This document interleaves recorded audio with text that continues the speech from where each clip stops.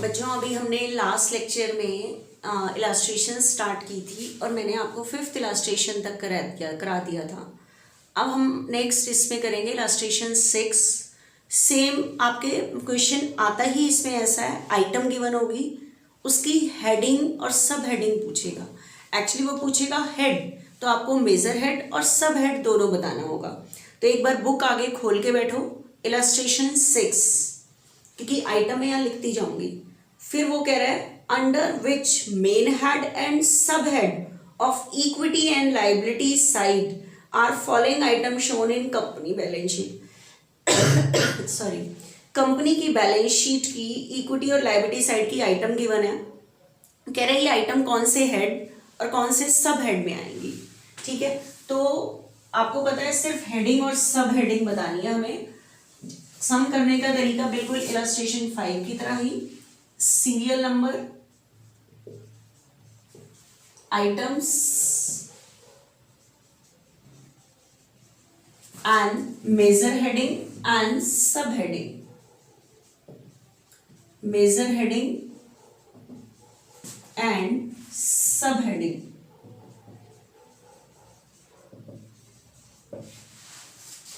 देखना बच्चे, item given है फर्स्ट, कॉल्स इन एडवांस।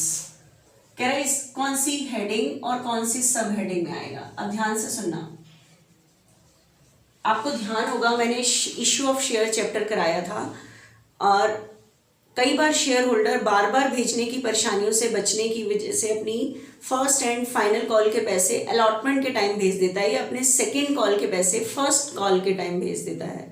तो that amount is treated as is calls in advance. उस अमाउंट को हम किस नाम से ट्रीट करते हैं, कॉल्स इन एडवांस। और मैंने आपको बताया था कि एडवांस आना ये कंपनी की लायबिलिटी है, तभी ये एंट्री में क्रेडिट होता है। लेकिन फिर ये बैलेंस शीट में कहाँ शो ऑफ होता है, तो आपको पता है एडवांस मनी आनी कंपनी की लायबिलिटी है, अगर ये वापस होती है तो विद इन 1 ईयर हो जाती है। तो इसलिए कॉल्स इन एडवांस जो लायबिलिटी है अगर बैलेंस शीट में लिखी जाती है तो ये करंट लायबिलिटी में लिखी जाती है, क्योंकि अगर ये वापस होता है तो ये विद इन 1 ईयर हो जाता है, अगर एडजस्ट भी होता है तो विद इन 1 ईयर हो जाता है। ठीक है, अब सब हेडिंग किस में आएगा, तो करंट लायबिलिटीज में पहली है शॉर्ट टर्म बोरिंग, उसमें आते हैं जो कंपनी लोन लेती है, तो ये कॉल से एडवांस का पैसा लोन तो है नहीं। ट्रेड पेबल में क्रेडिटर वीपी आते हैं, उसमें भी नहीं। प्रोविजन है नहीं, तो अदर करंट लायबिलिटी। तो आपको पहले हेडिंग और सब हेडिंग मैंने सिखाई है, वो अच्छी तरह से बैलेंस शीट आनी चाहिए, तब आप सबका आंसर कर पाओगे।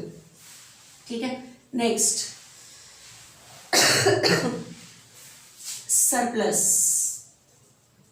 आपको पता है सरप्लस कहते हैं state profit and loss. Company में प्रॉफिट एंड लॉस को कहते हैं statement of profit and loss. Profit and loss से प्रॉफिट भी निकलता है, लॉस भी। ठीक है, प्रॉफिट का क्रेडिट बैलेंस होता है, लॉस का डेबिट बैलेंस होता है, सेम जैसे मैंने पार्टनरशिप में सिखाया था।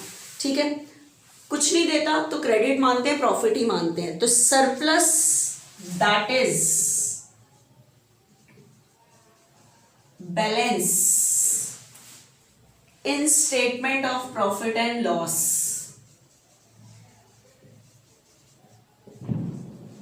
Of profit and loss. Surplus है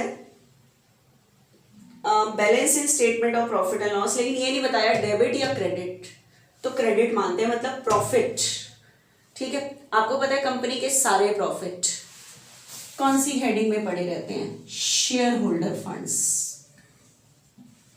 और कौन सी सब हेडिंग में पड़े रहते हैं, रिजर्व एंड सरप्लस। पूरा लिखना है रिजर्व एंड सरप्लस को। ठीक है, तो कौन सी सब हेडिंग में पड़े रहते हैं, रिजर्व एंड सरप्लस, इसमें पड़े रहते हैं। आगे चलो, नेक्स्ट थर्ड, सेम दिया हुआ है surplus that is balance in statement of profit and loss, लेकिन कौन सा बैलेंस है, डेबिट बैलेंस। और आपको पता है statement of profit and loss का डेबिट बैलेंस लॉस को शो करता है। ठीक, कंपनी के लॉस भी शेयर होल्डर फंड में, क्योंकि ऑनर का राइट है, तो हेडिंग तो वही बनेगी शेयर होल्डर फंड। ठीक है, शेयर होल्डर फंड्स सब हेडिंग में रिजर्व एंड सरप्लस बनेगी, लेकिन ये पैसा ब्रैकेट में पड़ा रहता है, जिसे हम कहते हैं एज अ नेगेटिव आइटम। अगर 4 लाख का लॉस हुआ है तो हेडिंग शेयर होल्डर फंड बनेगी, सब हेडिंग रिजर्व एंड सरप्लस, लेकिन जब अमाउंट में लिखोगे तो वो ब्रैकेट में लिखोगे। जो ब्रैकेट में लिखना शो करता है एज ए नेगेटिव आइटम, मतलब लॉस को शो करता है। तो आपने यहाँ भी दिखाना है reserve and surplus as negative item, मतलब ब्रैकेट में दिखानी है अमाउंट, ये एज अ नेगेटिव आइटम। ठीक है, नेक्स्ट देखना 4th, advance received from customer. अब एक चीज बताओ, अगर आपने कस्टमर से एडवांस रिसीव किया है, कोई भी चीज एडवांस रिसीव होना आपकी लायबिलिटी है, आपको वो वापस करनी पड़ेगी, और कस्टमर का पैसा विद इन 1 ईयर ही वापस कर देते हैं हम। ठीक है, तो डेफिनेट है ये मेरी क्या बनी, करंट लायबिलिटी बनी हेडिंग। अब सब हेडिंग किस में आएगा, लोन तो है नहीं है, क्रेडिटर बीपी भी नहीं है, इसलिए ट्रेड पेबल में नहीं आएगा, प्रोविजन भी नहीं है, तो इसलिए किस में आएगा, अदर करंट लायबिलिटी। ठीक है, आगे चलो next 5th, interest accrued and due, और एक और वर्ड आ रहा है interest accrued but not due. Interest accrued and due on debentures.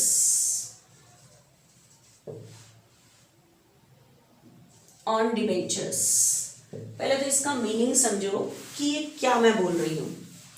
Interest accrued,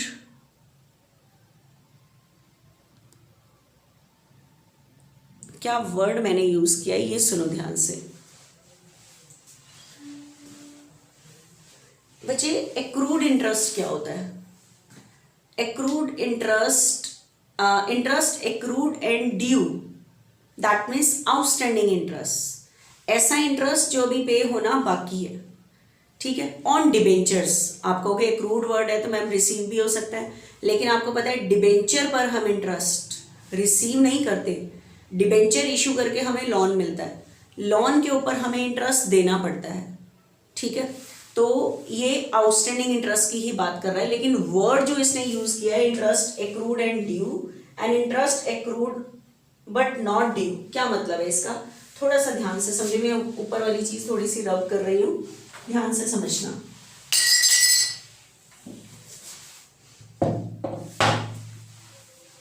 अच्छा, आपको पता है जो कंपनी डिबेंचर इशू करती है वो नॉर्मली जो इंटरेस्ट देती है डिबेंचर होल्डर को वो हाफ ईयरली देती है। जैसे मान लो इंटरेस्ट देती है 30 सितंबर को और 31 मार्च को, नॉर्मली, एनुअली भी दे सकती है लेकिन नॉर्मली हाफ ईयरली देती है लोन के ऊपर।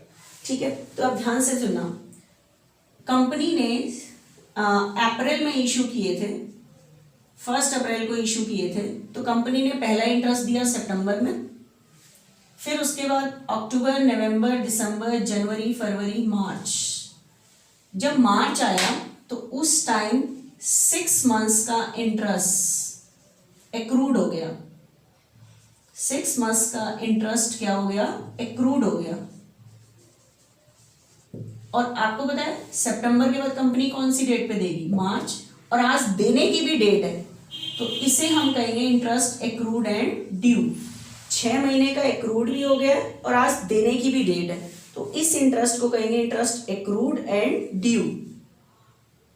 ठीक है, अभी दिया, मतलब आज की डेट में ये इंटरेस्ट एक्रूड एंड ड्यू, इतना 6 महीने का एक्रूड भी हो गया और देने की भी डेट है, तो इसे इंटरेस्ट कहेंगे एक्रूड एंड ड्यू। अब ध्यान से सुनना, मान लो कंपनी ने डिबेंचर इशू किए जनवरी में और कंपनी इंटरेस्ट देती है एक तो 31 दिसंबर को, सॉरी 30 जून को,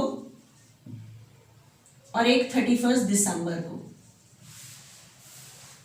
ठीक है, कंपनी ने जनवरी में इशू किए और कंपनी इंटरेस्ट देती है जून को और दिसंबर को। तो अब देखना, जनवरी में जब इशू किए तो जनवरी, फरवरी, मार्च 3 मंथ्स का इंटरेस्ट एक्रूड हो चुका है।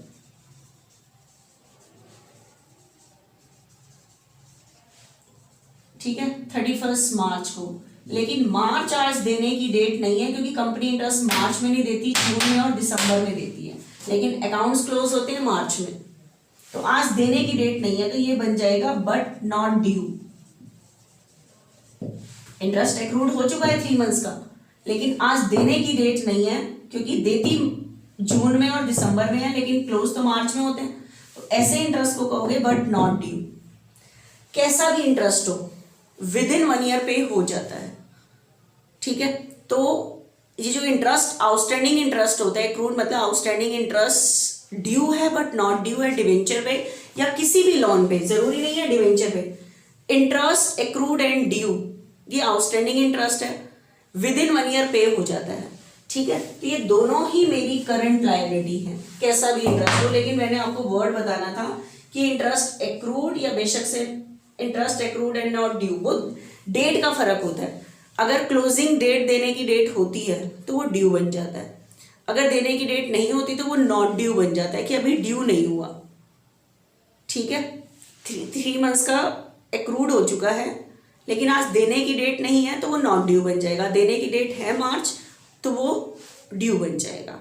ठीक है, लेकिन कैसा भी इंटरेस्ट हो विद इन 1 ईयर पे हो जाता है। तो दोनों ही इंटरेस्ट, ये हो बेशक से ये, दोनों करंट लायबिलिटी है। ठीक है, और इंटरेस्ट आपको पता है लोन तो है नहीं है, ट्रेड पेबल भी नहीं है, प्रोविजन भी नहीं है, तो अदर करंट लायबिलिटी में आएगा। ठीक है, आगे चलो। तो ध्यान रखना, और ये ध्यान रखना, ये इंटरेस्ट किस पे भी हो, बेशक से debenture, secure loan, mortgage loan, किसी की भी बात करें, interest accrued and due sorry current liability है और उसमें ही आएगा। उसके बाद नेक्स्ट आ रहा है बच्चे, arrear of fix cumulative dividend. Arrear of fix cumulative dividend. आपको ध्यान होगा, अभी मैंने लास्ट लेक्चर में वो बताया था कमिटमेंट, उसमें 3 एग्जाम्पल है, ध्यान रखना जो बताए थे। Arrear of fix cumulative dividend, cumulative dividend on preference shares, जो लिखा हुआ है वो एग्जैक्ट वर्ड यूज करना। आपको पता है प्रेफरेंस शेयर का इकट्ठा हुआ डिविडेंड कब देंगे, जब कंपनी में प्रॉफिट अवेलेबल होगा। तो ये कमिटमेंट है, तो आप इसके लिए आगे लिखोगे क्योंकि इसकी हेडिंग सब हेडिंग नहीं होती। It is commitment, it is commitment shown in notes to accounts, shown in notes to accounts। ठीक है, ये लिखोगे। उसके बाद provision for employees benefit, illustration 6 आगे निकाल के बैठो।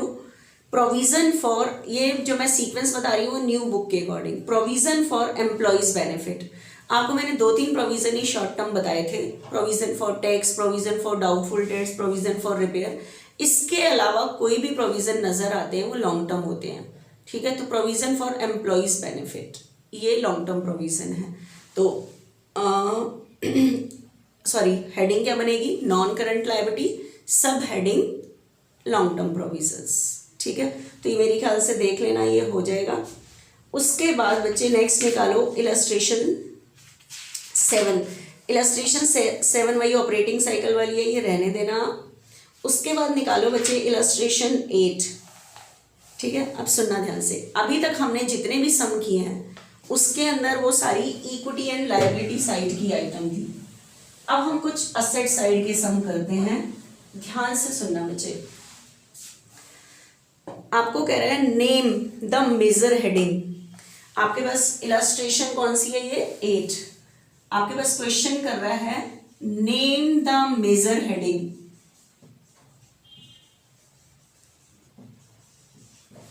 Name the major heading under which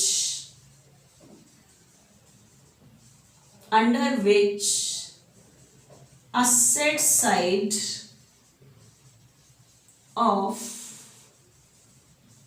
company asset side of company balance sheet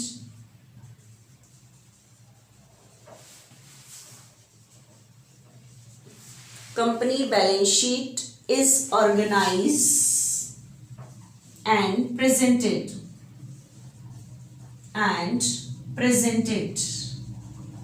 क्या कह रहा है, नेम द मेजर हेडिंग के नाम बताने हैं of under which asset side of company balance sheet is organise and presented. Company की balance sheet का असेट साइड किन मेजर हेडिंग में ऑर्गेनाइज एंड प्रेजेंट किया गया। तो आपको पता है मेजर हेडिंग पूछी है दो, तो नॉन करंट असेट्स और करंट, तो दो ही मेजर हेडिंग है, तो वो नाम ही लिखने थे, non current assets and current assets. तो हो गया इलस्ट्रेशन 8, छोटे छोटे थियोरेटिकल क्वेश्चंस ही हैं। नेक्स्ट इलस्ट्रेशन 9, ध्यान से सुनना।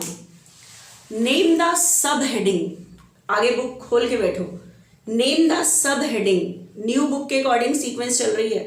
Name the sub heading under which non current assets shall be classify of company balance sheet.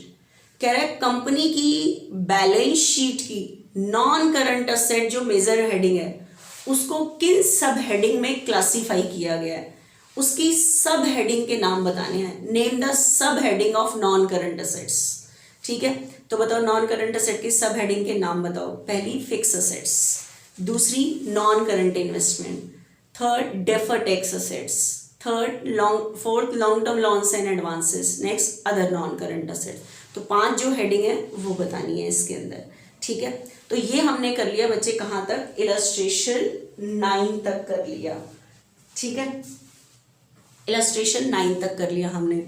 अब सुनना ध्यान से एक बारी, नेक्स्ट इलस्ट्रेशन 10 तक करते हैं बच्चे, एक बारी देखना ध्यान से।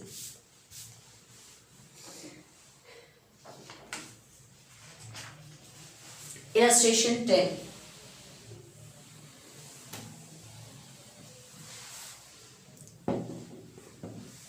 आगे बुक खोल के बैठनी है तभी समझ आएगा, और न्यू बुक के अकॉर्डिंग करा रही हूं मैं।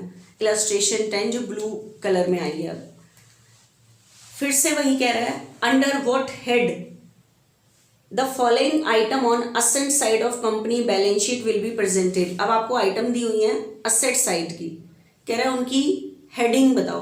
तो मेजर हेडिंग और सब हेडिंग उनकी बतानी है आइटम्स की। क्वेश्चन इस तरह का ही आता है एग्जाम में।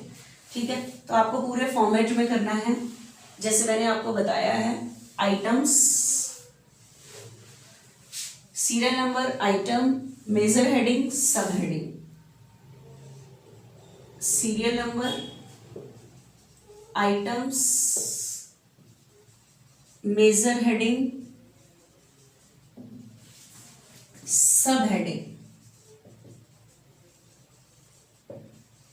हाँ जी बच्चे, चलो बुक में देखना। सबसे पहली आइटम दी हुई है सन्ड्री डेटर्स। आप मुझे बताओ डेटर आपकी कैसी असेट है, करंट असेट्स। और आपको उस दिन मैंने बताया था कि करंट असेट्स में 6 सब हेडिंग है। पहली करंट इन्वेस्टमेंट, दूसरी इन्वेंट्री, थर्ड ट्रेड रिसीवेबल। तो डेटर और बीआर हेडिंग करंट असेट और सब हेडिंग किस में रहते हैं, ट्रेड रिसीवेबल में। ठीक है, next patents and trademark.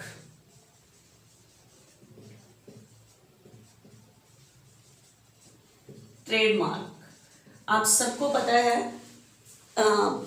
Current asset होती है which is to be converted into cash within 1 year, लेकिन जो ट्रेडमार्क है वो 1 साल में तो कैश में कन्वर्ट नहीं होते, तो ये हमारी नॉन करंट असेट्स हैं।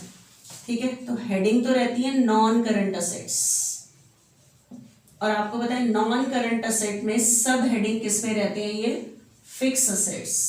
लेकिन फिक्स असेट में भी ये टेंजिबल नहीं है, इनटेंजिबल असेट्स है। ऐसे लिख के दिखाना है, क्योंकि फिक्स असेट के भी मैंने 4 पॉइंट बताए थे आपको, tangible, intangible,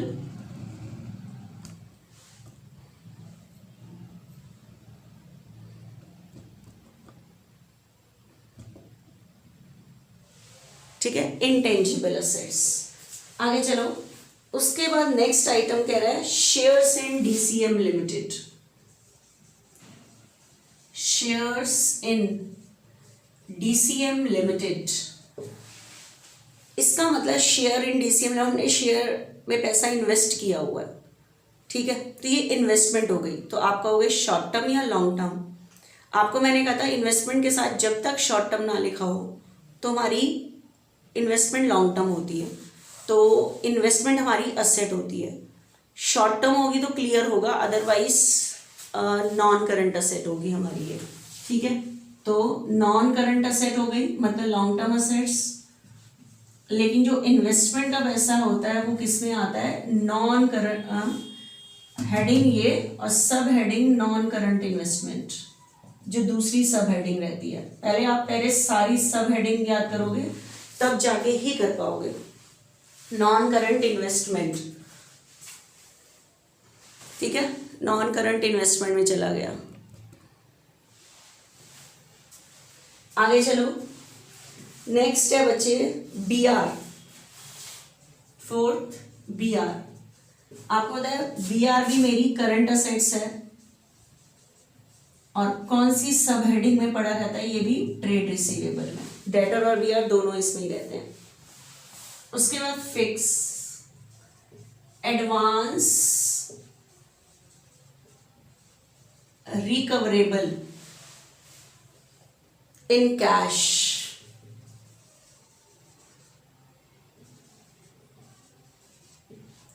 with in operating cycle. Operating cycle का टाइम होता है 12 मंथ्स, वैसे कोई नहीं डिफाइन किया गया, लेकिन नॉर्मली 12 मंथ्स माना जाता है। कह रहा ऐसा एडवांस जो ऑपरेटिंग साइकिल 12 महीने माना गया, ठीक है। ऑपरेटिंग साइकिल में मतलब 12 महीने में कैश में रिकवर हो जाएगा। तो ऐसी चीज जो कैश में 1 साल में कन्वर्ट हो जाएगी तो वो मेरी कौन सी असेट होती है, करंट असेट होती है, ठीक है, करंट असेट्स। लेकिन ये आएगा किस में, उसने क्लियर बोल दिया था एडवांस। आपको पता है लोन लेना मेरी लायबिलिटी है, लेकिन लोन देना मेरी क्या है, असेट। और उसने क्लियर बोला था ऊपर ये सारी असेट साइड की आइटम है। इसका मतलब ये लोन लिया नहीं हुआ, दिया हुआ है। तो advance recoverable in cash in operating cycle. Operating cycle मतलब 12 मंथ्स, जो 12 मंथ्स में कैश में वापस मिल जाएगा।